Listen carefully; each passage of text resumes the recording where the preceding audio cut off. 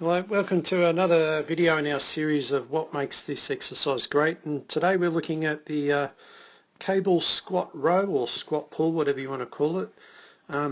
Quite a simple exercise, and most people would be very familiar with the typical seated cable row, as I'll put a picture up on the screen here for you.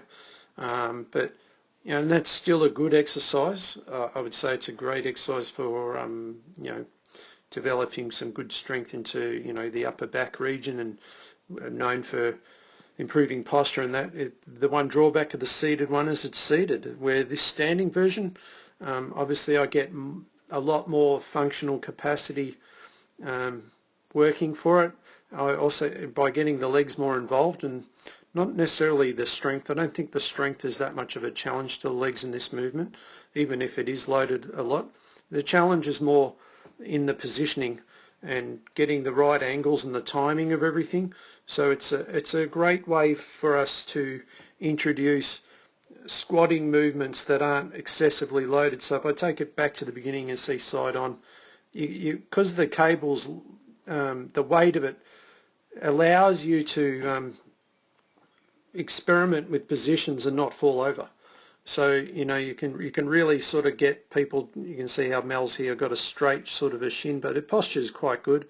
I wouldn't really change too much, but if we were using this to assist her with a squatting action, we could maybe mess around with getting the knee come forward a little bit, and it would turn the exercise into a lot more of a leg exercise than just purely a pulling movement. But it's it's sometimes the simplest of exercises are the most effective at getting what you want, and sometimes we can fall into the trap of looking for like fancy things and creative and complicated things at times that should be doing all these various providing with all these various attributes and skills, but it's usually the fundamentals of the simplest things that build the great foundations upon everything that's built. And you can easily fall into the trap of forgetting these things because they may appear to be boring, but they really are a great cornerstone to build everything upon. So I like to use these exercises with people as like warm-up sets before other things.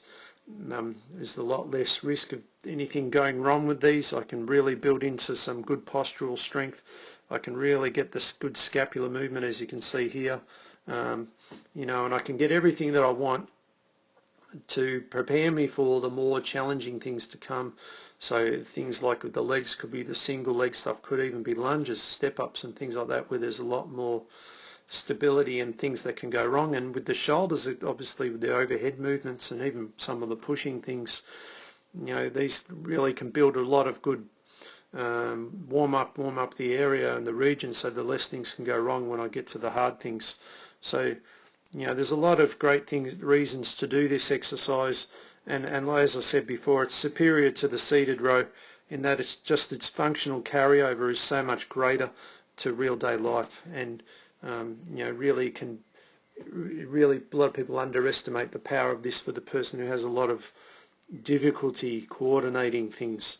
They can really learn the timing and get the feel of it, which then translates into the ones that are harder to learn. All right, so I hope that it helps you understand why I love this exercise and why you'll always see me using it and not a seated one. And you can get a lot out of it. It doesn't necessarily have to be complicated exercises that are great. All right, so I hope you enjoyed that video, and see you on our next one.